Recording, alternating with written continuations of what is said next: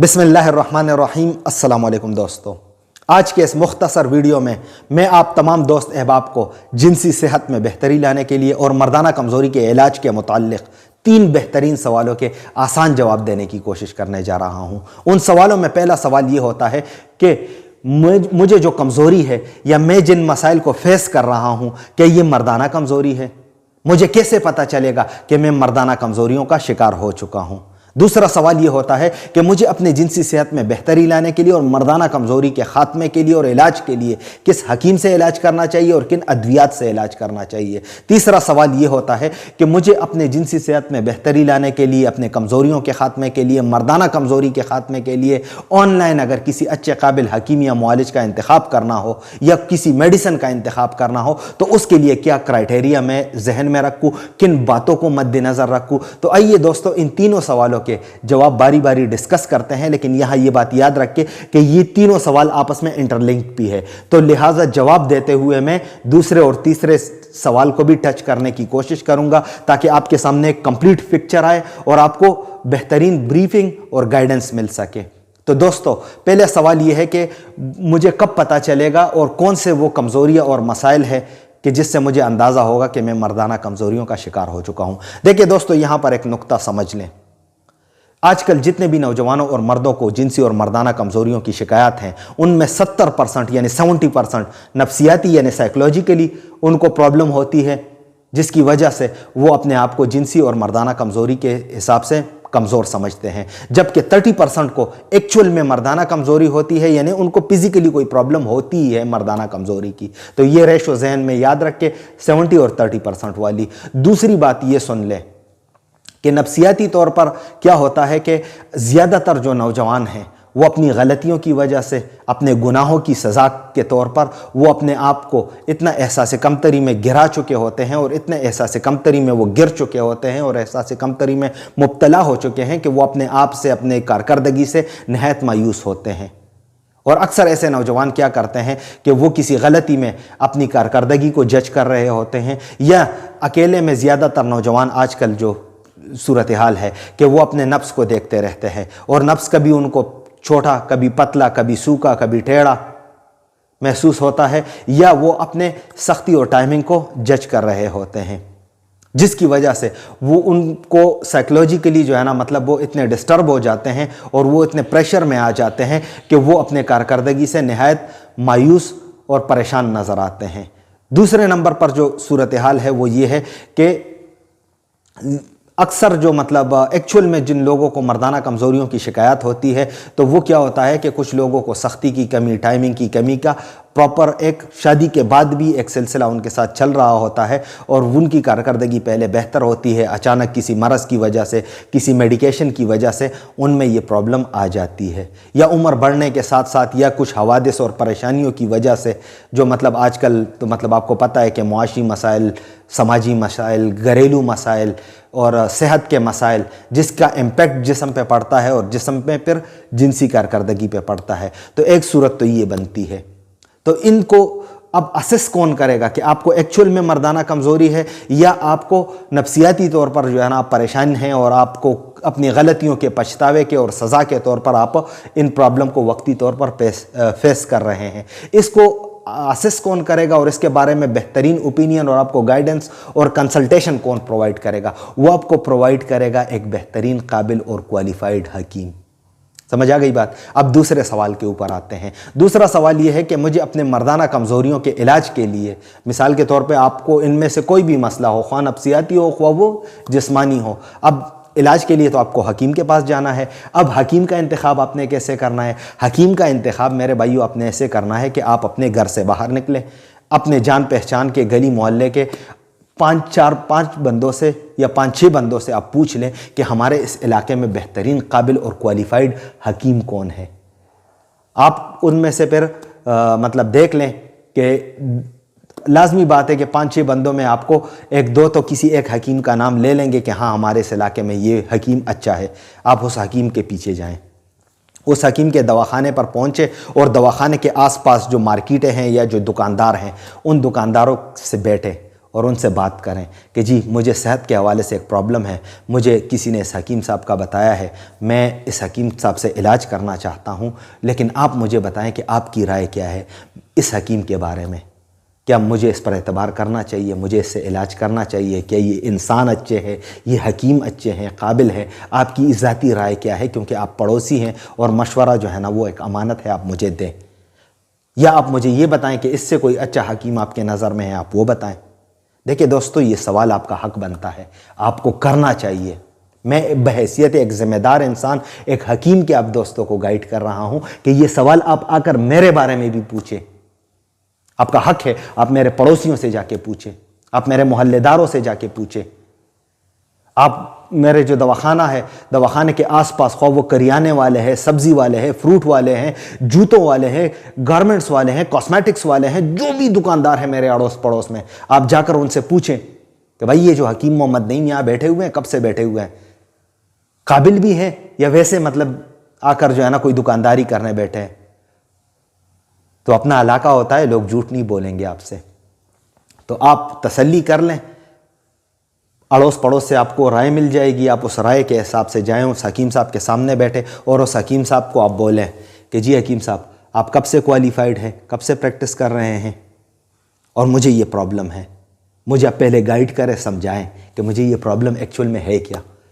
तो ये होता है एक हकीम के लिए कि आपने किस हकीम से इलाज करना है। तो अपने इलाके के किसी अच्छे और काबिल हकीम से आप इलाज करें। अब वही हकीम साहब आपको अपने हाथ की तैयार करदा या मतलब करशी, हमदर्द, अशरफ और अजमल जैसे स्टैंडर्ड कंपनीज के मेडिसिन अपने अद्वियात के साथ वो आपको एक पैकेज बनाकर दे देंगे, वो आपके मरज़ के नौइयत पर और आपके तकलीफ़ के नौइयत पर और आपकी कमज़ोरी के हिसाब से वो हकीम साहब अपनी मेडिसिन के साथ साथ कंपनियों की मेडिसिन भी आपको दे सकता है या टोटल आपको अपने हाथ की तैयार करदा मेडिसिन भी दे सकता है। दूसरी बात यह है कि किन अद्वियात से, तो अद्वियात वाली बात भी मैंने क्लियर कर दी।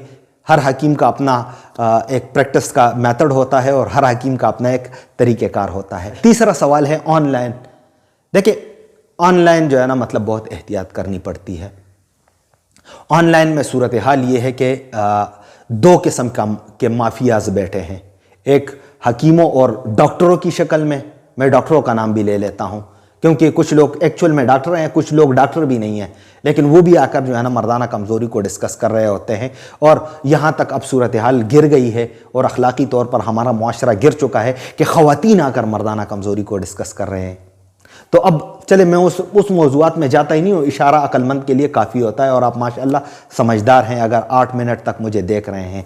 तो दूसरी बात यह है कि ऑनलाइन सूरत हाल बड़ी ख़राब है। ऑनलाइन आपने किसी हकीम का इंतखाब करना हो, चलो मैं आपको हकीम की बात बता देता हूं, या ऑनलाइन आपने कोई मेडिसिन लेनी हो उस हवाले से। देखिए दोस्तों, ऑनलाइन लोगों ने या मेडिसिन के इश्तिहार दिए होते हैं या हकीम या मुआलिज बैठे होते हैं। आपने मिसाल के तौर पे मेरी वीडियो देखी, मेरी बातों से आप इम्प्रेस हुए, आप मुतासिर हुए, आपको अंदर लगा कि हाँ यार ये बंदा जो है ना मतलब मेरा हम मिजाज है, मुझे इनसे इलाज करना चाहिए, इलाज के लिए मुझे इनसे रब्ता करना चाहिए, इनसे बात करनी चाहिए। तो जो कॉन्टैक्ट नंबर मैंने दिया होता है आप उस नंबर पे सीधा कॉन्टैक्ट करें।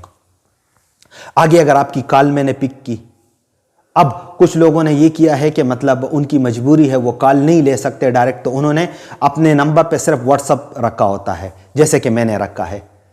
तो मैंने क्या किया है कि मैंने व्हाट्सअप रखा है, लेकिन व्हाट्सअप पे जो भी मैसेज आता है उसकी अगर राइटिंग में रिप्लाई हो या उसकी ऑडियो में रिप्लाई हो या उस पे कॉल पे बात करनी हो या वीडियो कॉल पे बात करनी हो, वो मैं पर्सनली खुद करता हूं। मेरा कोई रिप्रेजेंटेटिव, मेरा मुलाजिम, मेरा नुमाइंदा, मेरा सेक्रेटरी, कोई मेरी तरफ से या मेरी बिहाफ पे बात नहीं करता। समझ रहे हैं मेरी बात को? यही क्राइटेरिया होनी चाहिए हर हकीम, हर मुआलिज, हर डॉक्टर के लिए जो ऑनलाइन बैठा हुआ है। अब यहां पर सूरत हाल ये बनी हुई है कि आप की वीडियो किसी और की होती है, आगे बात कोई और कर रहा होता है, प्रोडक्ट किसी और की होती है, बेच कोई और रहा होता है। अब इनसे बचिए, क्योंकि 90% जो ऑनलाइन अद्वियात या सिर्फ प्रोडक्ट्स बेची जाती हैं, खा वो माजून हो, कैप्सूल हो, सप्लीमेंट्स हो, तिलाएं हों, उनमें स्टीरॉइड्स होते हैं।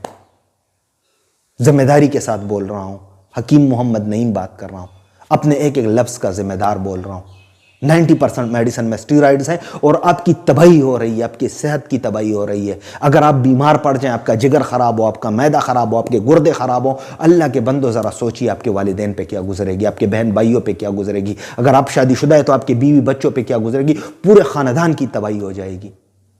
तो लिहाजा ऑनलाइन अद्वियात की ख़रीदारी में मुआलिज को भी मतलब मद्देनज़र रख के कि हाँ ये बंदा जेन्युइन है, और जेन्युइन होने का पहला मयार यह है कि जब आप उनसे रब्ता करेंगे तो वो खुद आपसे बात करेगा। अगर वो खुद आपसे बात नहीं करता, उनका कोई मुलाजिम आपसे बात करता है, तो आप मुझे बताएं, एक हकीम या एक डॉक्टर जो वीडियो बना रहा है, उसके पास इतना फ्री टाइम तो है कि वो अपना यूट्यूब चैनल चला रहा है, अपने सोशल मीडिया के हैंडल्स चला रहा है, वीडियो कंटेंट बना रहा है, तो क्या वो मतलब वजीर आला पंजाब है या गवर्नर पंजाब है या सदर पाकिस्तान है या वजीर आजम पाकिस्तान है कि वो कॉल पे बात नहीं कर सकता? उसका ये अखलाकी फर्ज बनता है कि वो अपना फिजिकल स्टोर बंद रख के और ऑनलाइन लोगों के हर मैसेज का जवाब पर्सनली खुद दे।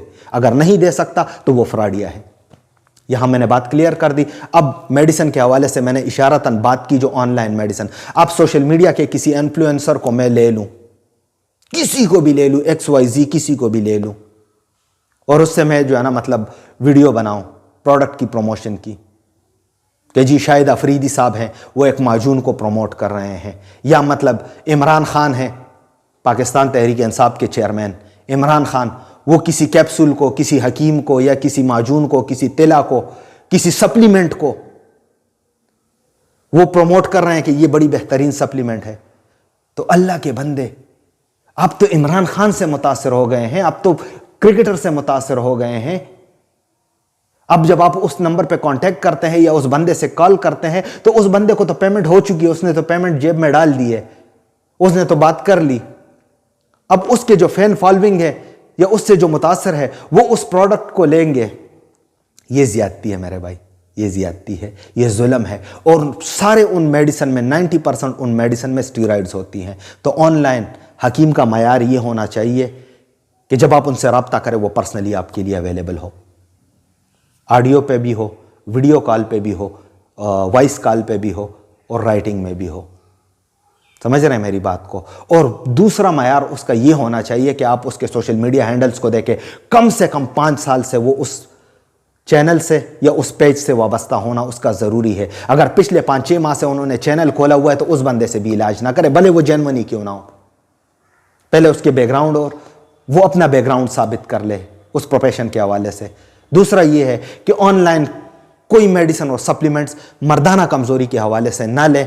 लाजमी बात है आपको स्टीरॉइड बेची जाएगी, और स्टीरॉइड्स कोई मतलब शक्ल में नज़र आने वाली कोई चीज़ नहीं है कि ये काली होती है, सफ़ेद होती है। एक पाउडर है, एक साल्ट है, उसे माजून में भी मिलाया जा सकता है, उससे किसी शरबत में, गुड़ के शरबत में भी मिलाया जा सकता है। समझ रहे हैं मेरी बात को? चाय में भी मिलाई जा सकती है। तो आप इतने सियाने नहीं है कि आप उन लोगों को डाच कर सके, तो लिहाजा एतबार ही ना करें। तो दोस्तों, उम्मीद करता हूं 13 मिनट की इस बेहतरीन लेक्चर को सुनने के बाद भी अगर आपका कोई सवाल हो तो नीचे कमेंट्स में लिख के, वरना मैंने आपके सामने पूरी कहानी खोल के रख दी है कि ऑनलाइन अगर आपने कोई अद्वियात की ख़रीदारी करनी हो या आपने अपनी जिनसी और मर्दाना कमज़ोरी का इलाज करना हो तो किन बातों को मद्देनज़र रखना चाहिए। उम्मीद करता हूँ ये वीडियो और मालूमात आपको पसंद आएगी। मुझे दें इजाज़त, मिलते हैं अगली वीडियो में। अल्लाह हाफिज़।